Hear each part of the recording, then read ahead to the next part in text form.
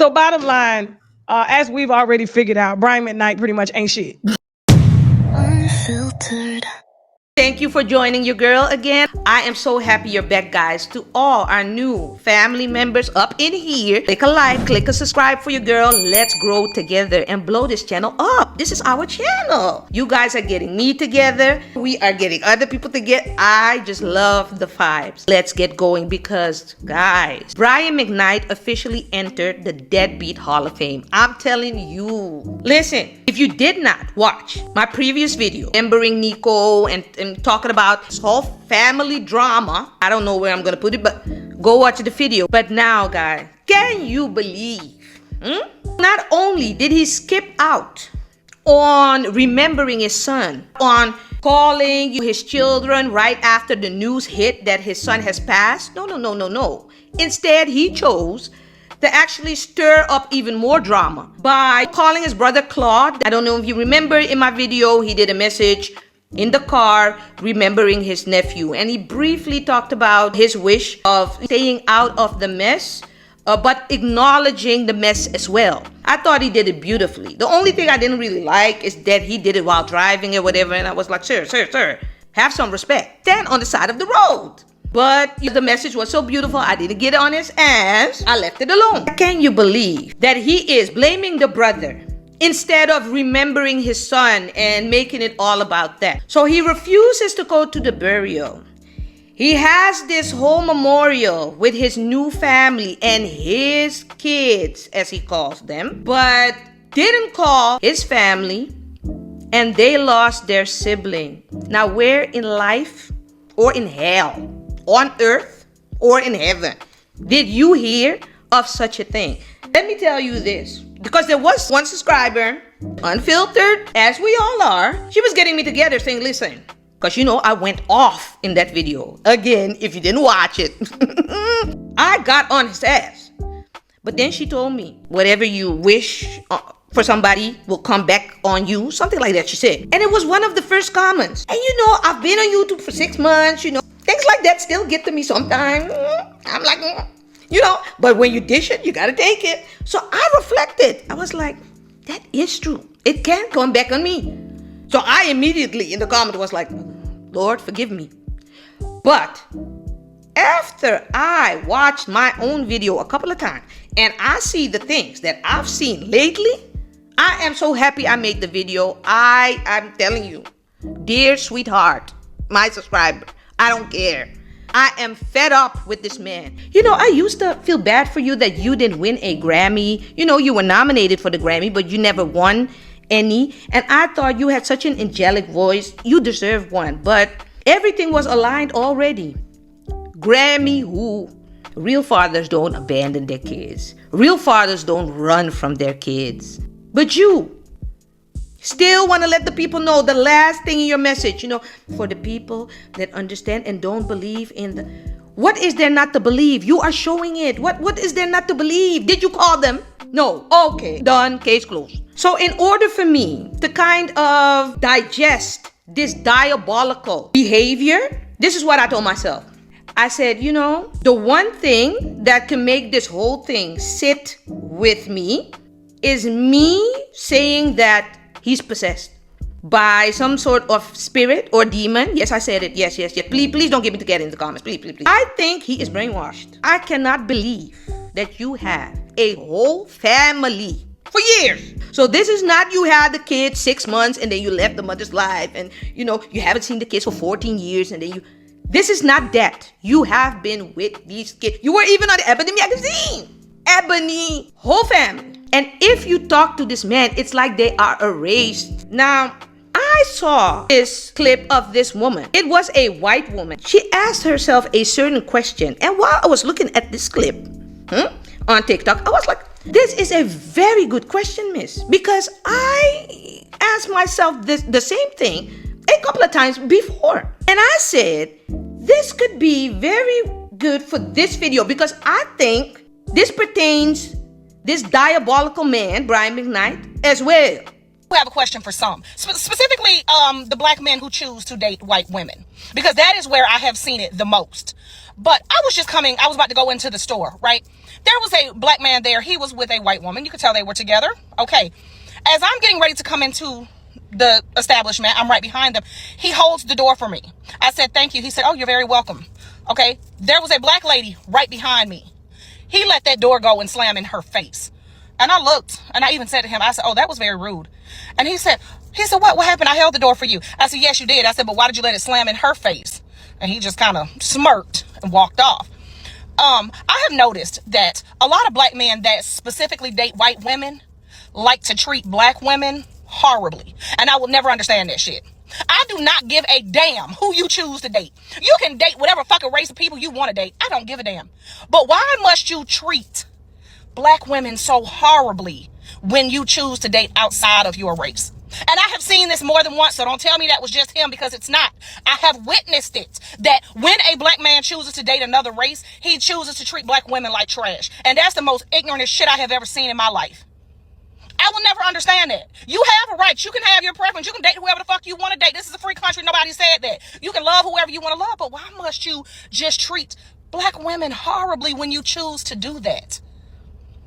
That is the most insane thought process I have ever heard of. And I'm going to tell you right now, if I was dating a black man that specifically treated black women horribly, that specifically just degraded black women, talked down on them, that would be an automatic deal breaker for me, because why? You heard what she said. So why is it that once, and I said this before in my previous video, you found your, as Tasha K always says, your passport wife. I'm not doing all of that, because she is a neurologist or something. She's a doctor, and she has been here, because I did a little research.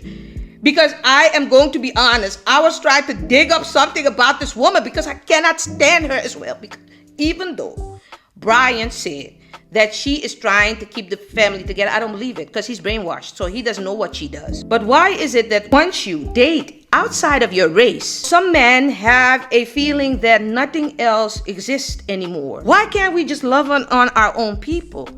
I'm not saying you have to be with your own race. Do I prefer it? But it doesn't have to be. If you want to date someone else, you want to date a white person, you need to go right ahead. And, black, white, Hispanic, whatever, I love it. I'm mixed myself. But what I'm saying is, love your own first. And show the person you are that you absolutely love your own. Niko'S mom, Julie Mcknight, she loved those boys with every part of her heart. And even more since they were kind of shunned by their dad. So whenever you read the statement, and maybe I'll put it up on the screen and you can pause the screen and read it later, but whenever you read it, you can just tell the heartbreak that is in that statement. She's very close to his other kids too, his two daughters of Brian Mcknight. So, and she's close with their mothers too. So they formed some kind of tribe together. But through it all, she remained so classy. I remember that she did an interview with Tasha K a month ago. And even though her ex-husband, Brian Mcknight, called her children evil sin. How did you feel when he said the children that y'all made together were made in sin and y'all were married? And he had said so much shit that initially I brushed it. When I talked to my children and the way it affected my sons, the way it affected my daughters, because that encompassed them. It wasn't just me. His two girls, they were like out of sin. And then to follow that up with that they are the way they are in a derogatory way because of they were raised by their mothers. And my kids were like, that got me. My sons, when I tell you, the blessing of them, the blessing, that's when I realized that I was really dealing in a more diabolical situation. I was dealing in a situation that I had to really, that's that Geechee and my grandmama, where I had to pull a whole lot more sage out and start putting more stuff around the brooms by doors, because I realized that what was trying to come into the safety and the sanctity of my family was even past him. I honestly don't believe that he is even aware of the evil that's coming through him, and it wasn't going to touch me and my family. So the protection is around me and mine. So I'm thankful that my sons my two love daughters have been raised in something this strong because it hurt them. So she had this interview with Tasha K, and Tasha K went off. And even though Tasha K went off and Julie was very honest, she kept it so classy. I have grandbabies, Tasha. I've got a 10-year-old grandson who carries the same name, who is now, that name has been changed. So imagine what he feels like. They changed the baby's name?